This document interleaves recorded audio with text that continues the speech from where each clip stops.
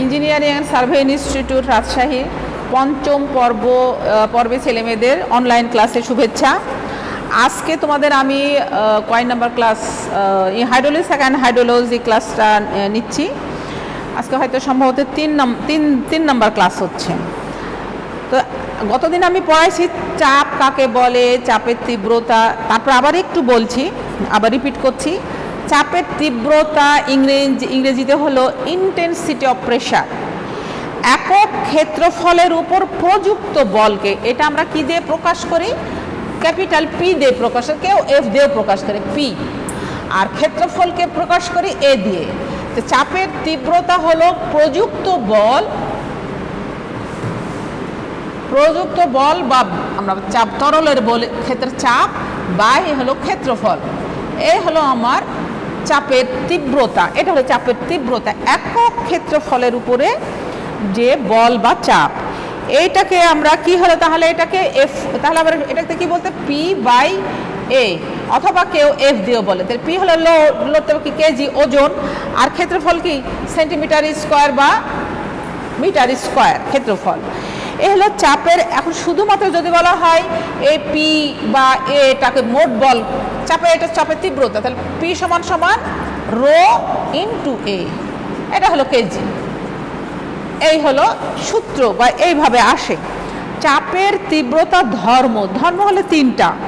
একটা হলো চাপের তীব্রতা তরলের উপরিভাবে, গতদিন আমি ছবিতে বুঝাই দিয়েছিলাম, একদম যে কোনো একটা পাত্রে যদি তরল পদার্থ রাখা যায় তার উপরে পাত্রের টপে কোনো চাপ নাই, তরলের কোনো চাপ নাই। যত গভীরতা বাড়বে তার চাপ তত বাড়বে,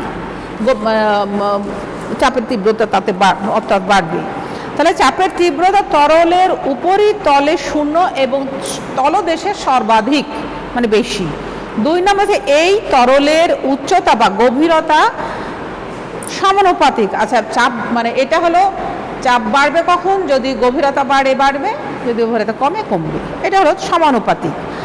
আর তরলের সকল বিন্দুতে চাপের তীব্রতা সমান। এই তিনটা হলো ইম্পর্টেন্ট ধর্ম, সেটা তোমরা ভালো মতো করে বুঝে পড়বে। এরপরে আসছে প্রবাহী বা তরলের স্থির অবস্থায় চাপের তীব্রতা কি? স্থির অবস্থা। আমরা জানি যে কোনো পাত্রে তরল পদার্থ রাখলে, একটা পাত্র, এই পাত্রে তরল আছে, এই তরল এখানে তো শূন্য, জিরো, এখানে তো কোনো চাপ নাই, তরলের কোনো চাপ নাই। এটা যত গভীরতা মনে করে এই তরল আছে কত, এই সাইডে, হ্যাঁ। তা আর এই তরলের এই কি তরল আছে যার আপেক্ষিক ওজন ওমেগা, তাহলে সবচেয়ে তরলের গভীরতা তাহলে কি ওমেগা এই সবচেয়ে বেশি। উপরে তরলের আপেক্ষিক ওজন ওমেগা সমান সমান এই তরল পদার্থের আপেক্ষিক ওজন, আমরা ওমেগা দিয়ে প্রকাশ করি। আর এই হলো কি, এই হলো তরলের গভীরতা, এখন সেন্টিমিটার বা মিটার যেটা বলি না কেন। তারপরে কি এই পুরা পাত্রটার কি, পাত্রটা ক্ষেত্রফল, এই যে তলার ক্ষেত্রফল, এটা হলো তোর ক্ষেত্রফল, এ হলো ক্ষেত্রফল, পাত্রের ক্ষেত্রফল,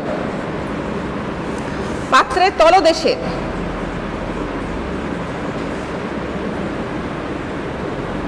তাহলে পরে এখন যদি বলি তাহলে এই পাত্রের তীব্রতা কত? তো তীব্রতা আমরা জানি যে ওজন পি বাই এ, তার মানে এখন তাহলে রো তীব্রতা হলো কি পাত্রের তরলের ওজন বাই পাত্রের তলার ক্ষেত্রফল।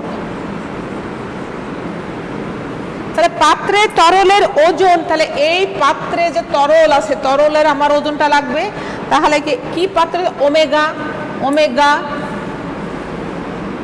পাত্রে একটা তরলের, পুরো একটা তরলের যে আছে পাত্রে পুরো তার ক্ষেত্রফল, এবং এই পর্যন্ত কারণ এই পর্যন্ত তরল আছে, এই পাত্রে আছে এই ক্ষেত্রফল এ, আর পাত্রের তলার ক্ষেত্রফল এ। তাহলে আমার এটা পুরো তরলের ওজন আর পাত্রের তলার ক্ষেত্রফল। তাহলে পুরো এটা কি পুরো এই এটা, তাহলে এ কেটে গেল, থাকলো কি ওমেগা এইচ। তাহলে কেজি পার, ওজনটা কি কেজি পার সেন্টিমিটার স্কোয়ার, কারণ এটা কেটে গেল ওমেগা আপেক্ষিক ওজন, আর এটা হলো হাইট। তাহলে কেজি পার ক্ষেত্রফল কেটে গেল। হ্যাঁ, তাহলে কেজি পার সেন্টিমিটার স্কোয়ার। এই হলো আমার পাত্রের একটা স্থির অবস্থায় তরলের চাপের তীব্রতা। বোঝা গেল? রো সমান পাত্রের তরলের ওজন এবং পাত্রের তলার ক্ষেত্রফল। তাহলে থাকলো কি পাত্রের তরলের ওজন ওমেগা এ এইচ বাই ক্ষেত্রফল হলো এ কেটে গেল ওমেগা এইচ কেজি পার সেন্টিমিটার স্কোয়ার। তাহলে লাস্টে কি পেলাম? রো সমান ওমেগা এইচ কেজি পার সেন্টিমিটার স্কোয়ার। লাস্টে এটা পাওয়া গেল। তাহলে এটা এখন মিশাই দিচ্ছি, দিয়ে এখন বলি কোনো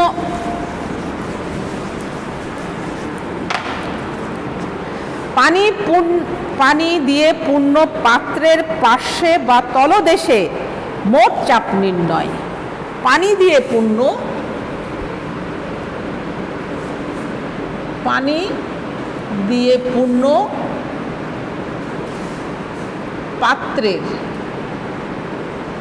পাত্রের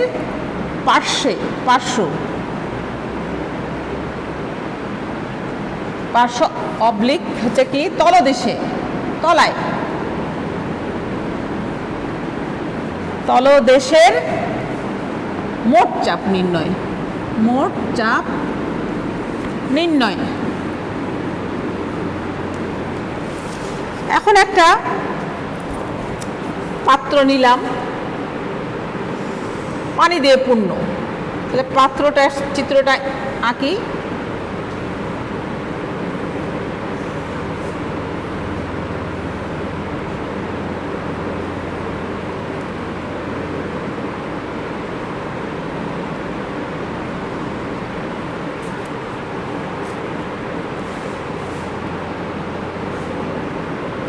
এইখান থেকে এটা হলো উপরের টপ সারফেস এটা। হ্যাঁ, এখন হাইট হলো এটা কতখানি, এই টপ সারফেসের এই হাইটটা হলো এইচ, এখান থেকে এটা এইচ, আর উপরের কতটুকু আছে এটা হাইট, তাহলে এটা এখান থেকে এইটুকুন, এইটা হলো এল লেন্থটা। তারপরে প্রস্থ, তলা হলো বি। একটা পাত্র তরল দিয়ে পানি দিয়ে পূর্ণ আছে। এখন আমরা জানি যেহেতু উপরে 0 অর্থাৎ 0, যত বাড়বে গভীরতা তত তার তরলের চাপ বাড়বে। তাহলে এই তরলের, এবং যদি আমরা এই চাপের ডায়াগ্রাম আঁকি তাহলে এরকম পাবো, তলদেশে বেশি, আস্তে আস্তে চাপ, এটা চাপের ডায়াগ্রাম। হ্যাঁ, এটা 0, এখানে ওমেগা এইচ, এখান থেকে চাপের ডায়াগ্রাম। তাহলে এই চাপটা কোথায় সবচেয়ে কাজ করবে? উপর থেকে কত 1/3, তাহলে মোটামুটি এরকম একটা জায়গায় চাপটা বেশি কাজ করবে। এইটাকে বলা হচ্ছে পি, প্রযুক্ত বল পি। পানির চাপের তীব্রতা পাত্রের তলদেশে সবচেয়ে বেশি, এই যে এটাতে বোঝা যাচ্ছে, এটা হলো চাপের ডায়াগ্রাম। তীব্রতা তলদেশে সবচেয়ে বেশি, অর্থাৎ রো সমান এই যে পি ওমেগা এইচ, চাপের মানে পি সমান ওমেগা এইচ, না ওমেগা এইচ এর সমান, এবং মুক্ত তলে যেটা 0, এখানে মুক্ত তলে হলো 0। সুতরাং কোনো পাত্রের পার্শ্ব দেশে, এই পাশে পাত্রের এই পাশে ওই পাশে ও পাশে পার্শ্ব দেশে মোট চাপ, তাহলে পাত্রের পার্শ্ব দেশে মোট চাপ, পাত্রের পার্শ্ব দেশে, আমাদের কথা আছে পার্শ্ব দেশে, পার্শ্ব দেশে মোট চাপ, পার্শ্ব দেশে মোট চাপ সমান 500 দেশের গড় চাপ, 500 দেশের গড় চাপ, গড় চাপ অর্থাৎ চাপের এটা হলো তীব্রতা,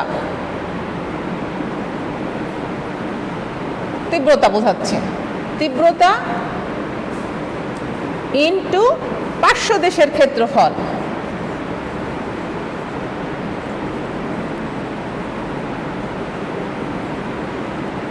তাহলে কি পেলাম? তাহলে আমার 500 দেশের গড় চাপ, তার গড় মানে উপরে 0 আর নিচে হলো বেশিস, তাহলে ওমেগা এইচ, তাহলে পি সমান সমান চাপ বলেছে 500 তে মোট চাপ পি সমান ও উপরে 0 নিচে ওমেগা এইচ, তো গড় হলো থাকলো কি ওমেগা এইচ বাই 2। আর 500 দেশের ক্ষেত্রফল, ক্ষেত্রফল কি এটা পরে আসছি, ক্ষেত্রফল, ক্ষেত্রফলটা হলো ক্ষেত্রফল সমান সমান এ, তাহলে ইনটু এ, 500 দেশের ক্ষেত্রফল থাকলো omega H by 2 into a সমান সমান ওমেগা এইচ এ বাই 2।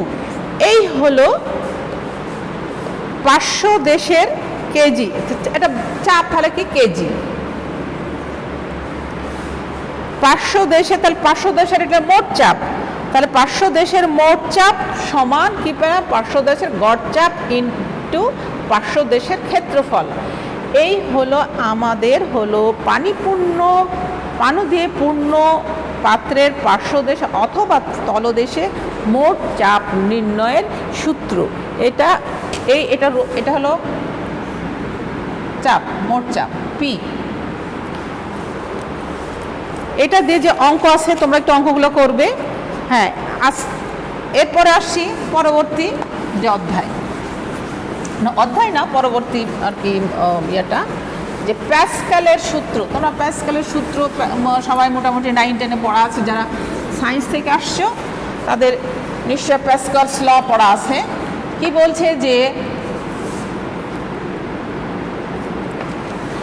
কোন আবদ্ধ স্থির তরলের যে কোনো অংশে চাপ প্রয়োগ করলে, বাইরে থেকে চাপ প্রয়োগ করলে সেই চাপ অপরিবর্তিত থেকে তরল পদার্থের সব দিকে সমানভাবে সঞ্চালিত হয় এবং তরল সংলগ্ন পাত্রের গায়ে লম্বভাবে ক্রিয়া করে।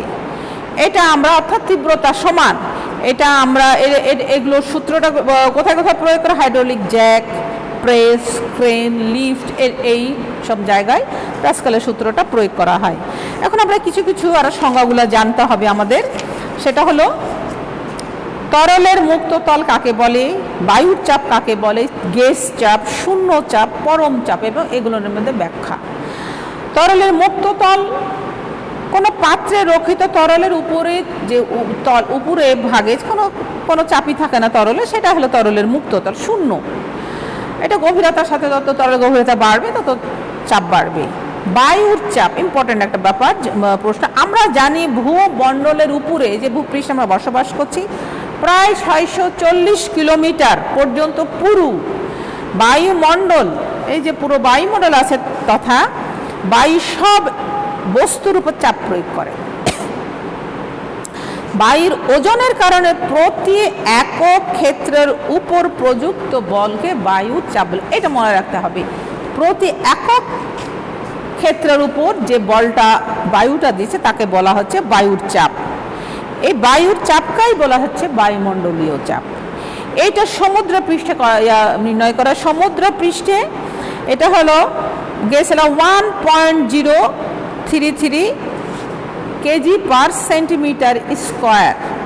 হ্যাঁ, আর যদি আমরা মিটারে ধরি পানির উচ্চতায় সেটা হলো 10.3। একদম ব্যারোমিটারে যদি ব্যারোমিটারের সাথে বায়ুর চাপ নির্ণয় করা হয়, এটা আমরা সবাই শুনে জানি যে বায়ুর চাপ নির্ণয় করার জন্য যন্ত্রের নাম হচ্ছে ব্যারোমিটার। আর গেজ চাপ কাকে বলে, গেজ চাপ প্রেশার গেজে যেই যন্ত্রের সাহায্যে প্রেশার এই চাপ মাপা হয়, বায়ুর চাপকে ডাটাম হিসাবে ধরা হয়। প্রেশার গেজে যে চাপটা সেটাকে বলা হচ্ছে গেজ চাপ, গেজ রিডিং। যেটা পাবো সেটাই, সেটা বায়ুর চাপে বেশিও হতে পারে কমও হতে পারে, পজিটিভও হতে পারে নেগেটিভও হতে পারে। তো গ্যাস চাপ তাহলে যে বললাম পজিটিভ হতে পারে, আমরা দুই প্রকার গ্যাস হলো দুই প্রকার, হ্যাঁ, যে পজিটিভ চাপ নেগেটিভ চাপ। তো নেগেটিভ চাপ কে ভ্যাকিউম চাপও বলা যায়। এটা যদি ভ্যাকিউম চাপ কাকে বলে, নেগেটিভ যেটা সেটা হলো ভ্যাকিউম চাপ, মানে যেটা 76 সেন্টিমিটারের পারদ উচ্চতার সমান। এটা তোমার চিত্র দিয়ে একটু বুঝাই দেবো যে শূন্য চাপ, একবার ভূপৃষ্ঠে শূন্য চাপ বলে কিছু নেই। বায়ু শূন্য স্থানকে বা চাপকে শূন্য চাপ বলে, অর্থাৎ যেই স্থানে চাপ বায়ু চাপের চাপে কম বা শূন্য তাকে ভ্যাকুয়াম প্রেসার বলে।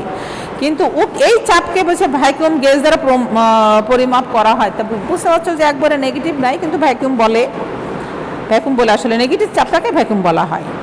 তো পরম চাপ কাকে বলছে? পরম চাপ একটা ইম্পর্টেন্ট সংজ্ঞা তোমাদের, যে পরম চাপ বায়ুর চাপ প্লাস গ্যাস চাপ মাইনাস শূন্য চাপ। তাহলে কি হলো পরম চাপ?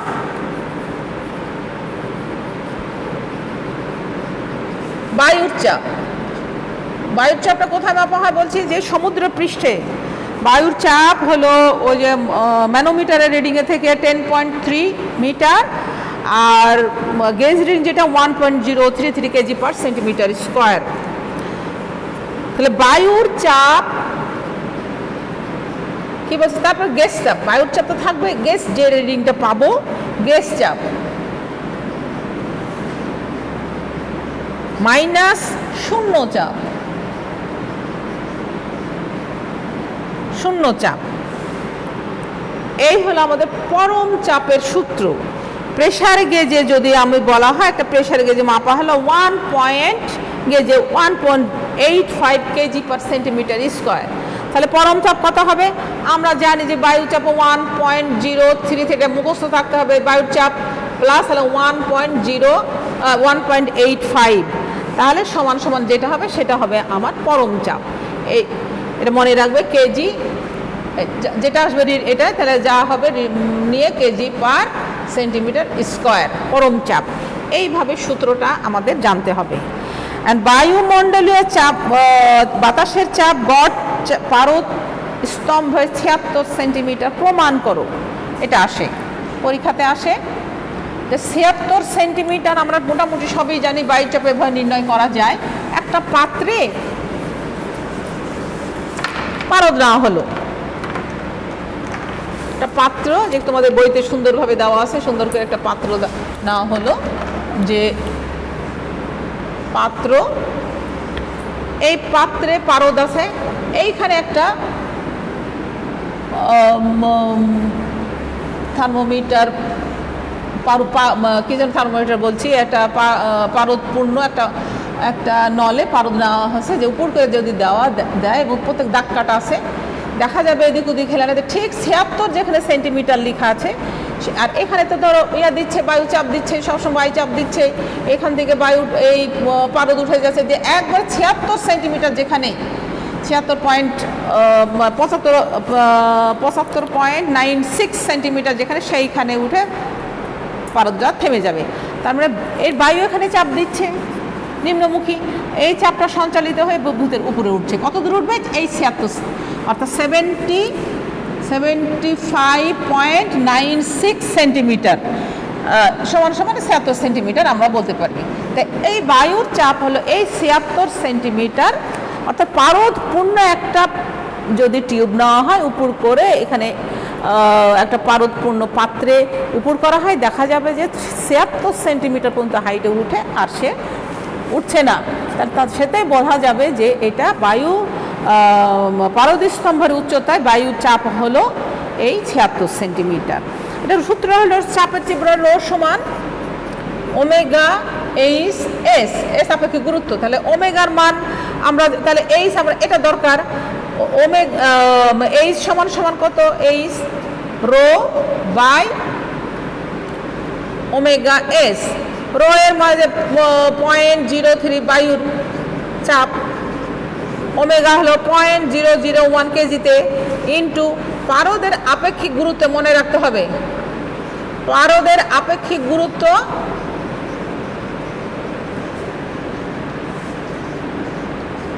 একবার মুখস্থ। পারদের আপনাদের এস সমান সমান 13.59, মানে 5 থেকে 6 আর কি, 13.6 মুছতে হলো 13.6।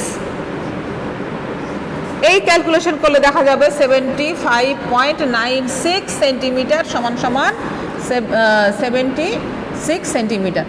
এইভাবে প্রমাণ করে দেখানো হয় যে এক পারদ স্তম্ভের উচ্চতা বায়ুর চাপ হলো 76 সেন্টিমিটার। এরপর আসে যে পরম চাপ, বায়ুর চাপ সমান গ্যাস চাপ, এটা যে একবার দেখে দিলাম, এটা মনে রাখবে। এবার প্রেসার হেড কাকে বলে? স্ট্যাটিক হেড, তরল পদার্থের অভ্যন্তরে যে বিন্দুতে থেকে তরলের গভীরতা মানে একদম উপরে খাড়া দূরত্বকে বলা যায় প্রেসার হেড। অর্থাৎ পারদ একটা তরলপূর্ণ একটা পাত্র আছে, এখন এটা প্রেসার হেড, যে বিন্দু থেকে নেব সেই বিন্দু পর্যন্ত এই হেডটাকে বলা যায়। তলা থেকে তলা হলে তলা, যে বিন্দু থেকে সে থেকে উপরিভাগ পর্যন্ত যে উচ্চতা তাকে বলা হচ্ছে প্রেসার হেড। প্রেসার তরলের আর কি। স্ট্যাটিক হেড জেড দিয়ে প্রকাশ করে, এলে তোমরা একটু পড়ে নিও সহজ জিনিস। এরপরে সামনের দিন আমি একটু সামনের দিন আজকে পড়াই দিই হাইড্রোলিক র্যামের। না ঠিক আছে, একদিনে অনেকগুলো তখন মনে করবে যে এতগুলো পড়া, ঠিক আছে আগামী দিন একটু পড়াই দেবো নি। আচ্ছা এই পর্যন্তই, আগামী দিন আবার দেখা হবে।